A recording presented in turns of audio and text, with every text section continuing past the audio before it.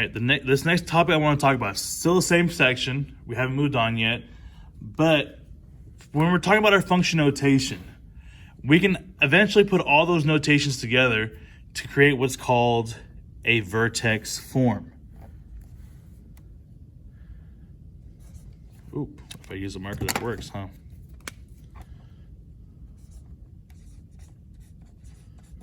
So vertex form of a quadratic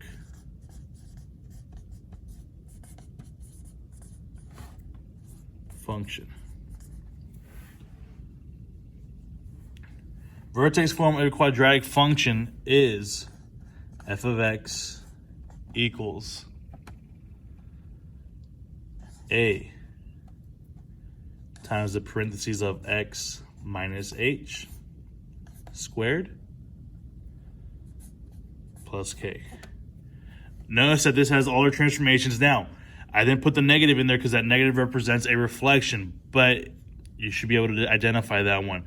So here's our vertical stretch compressions, horizontal translations, and vertical translations. Before we talk more about this form, though, I want to talk about what a vertex is. So your vertex is a point from the graph. A couple of things we can talk about it is called your turning point.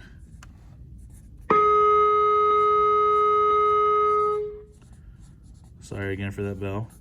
So the turning point of the parabola. What I mean by the turning point is, for example, here's my parabola. You read a graph from left to right. So when I'm starting on my left, I'm actually starting up here. And as I go to the right, I'm going down the parabola.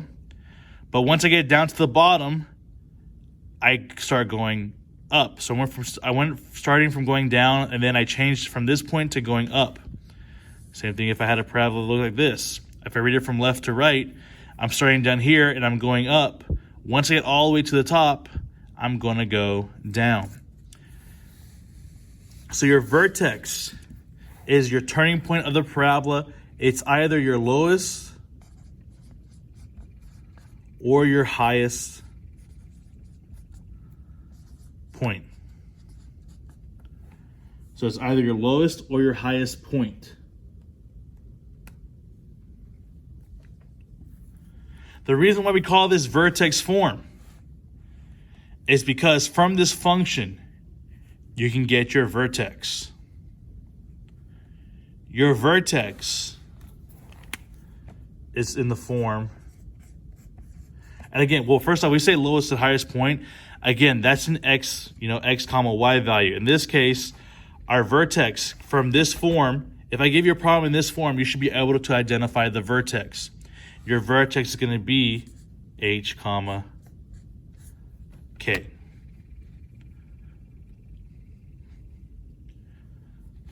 So again, that's why I asked you to identify, do you know what your h value is? Do you know what your k value is?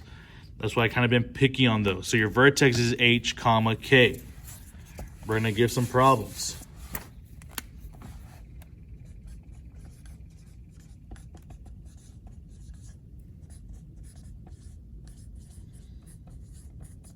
We're going to identify the vertex.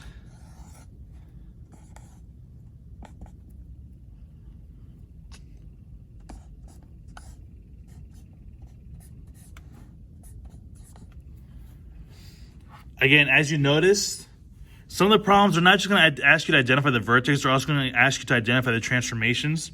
So notice here we have 3 transformations, but in this case, I just want to talk about identifying the vertex.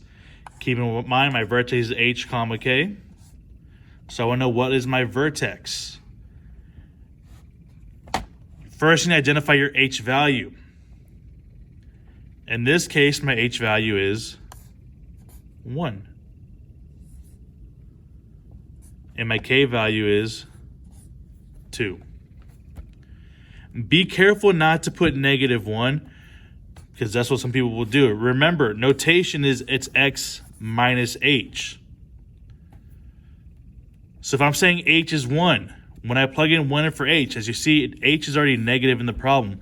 So when I plug this positive one in, then it becomes a negative one. So if this was supposed to be a negative one, then this h would become positive. So my vertex for this problem is 1, 2.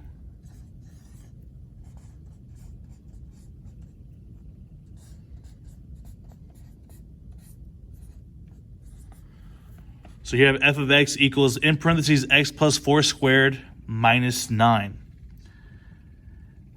I want to identify my vertex. Again, it's an order pair of h comma k, which is equal to, again, identifying your h values. Since this is plus 4, again, it's in the parentheses, so you always got to remember it's in the opposite. So h isn't a positive 4, h is a negative 4. My k is the number you're actually given. So here we have minus 9 or a negative 9, so k is negative 9. So my vertex is negative 4 comma negative 9. If I were to graph this, I can easily show you that this is my vertex, the negative 4 comma negative 9.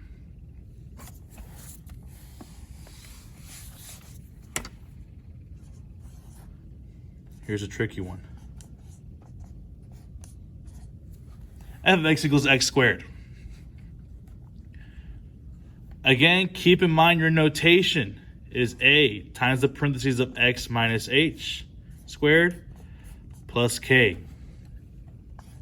Your vertex is your hk. This one, I like this one because it does trick everyone, but it's actually one of the easier problems. Notice how the h is in parentheses. Do we have parentheses in this problem? No.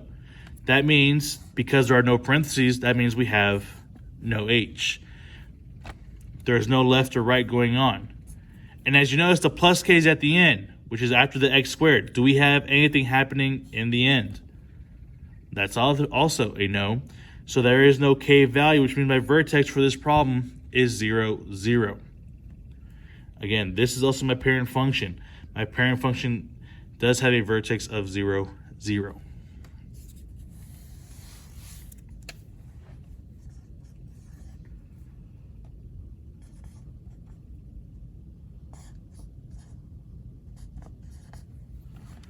Here's another one. Y equals x squared plus 9. I want to know what is my vertex. Again, it's h comma k.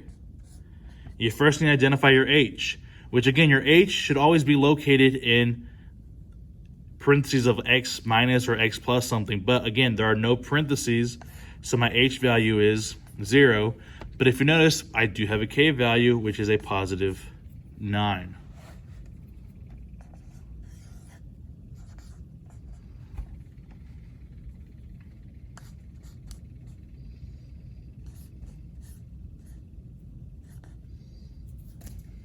Make that look at least decent.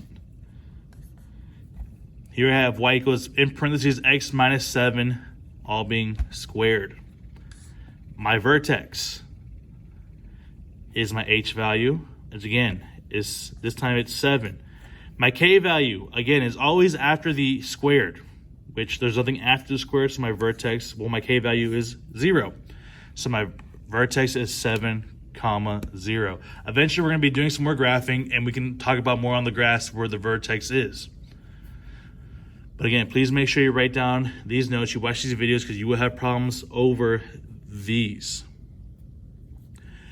This is an example of why, with horizontal translations, first off, that we don't want to simplify it. Notice that all the problems we've done, for the vertex at least, haven't had a horizontal stretch or compression. So that's kind of how we want to keep it. Makes it easier. If there was a horizontal stretch or compression, it makes it more difficult to do.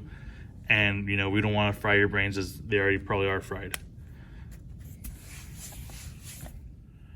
All right, real quick, we're going to go over 2 problems of how to identify the vertex from a graph. Now, again, the vertex, as a definition I gave you, was the turning point of the parabola or the lowest or highest point. Again, a turning point is when you read a graph from left to right. Here I start at the top, go down. Once I get here, I have to start going up. Notice that this is my lowest point.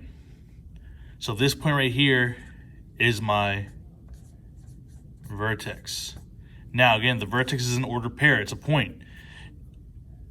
This is a graph is just going by 1 unit. So here we have, if we're looking for what point this vertex is at, this is when x is 2.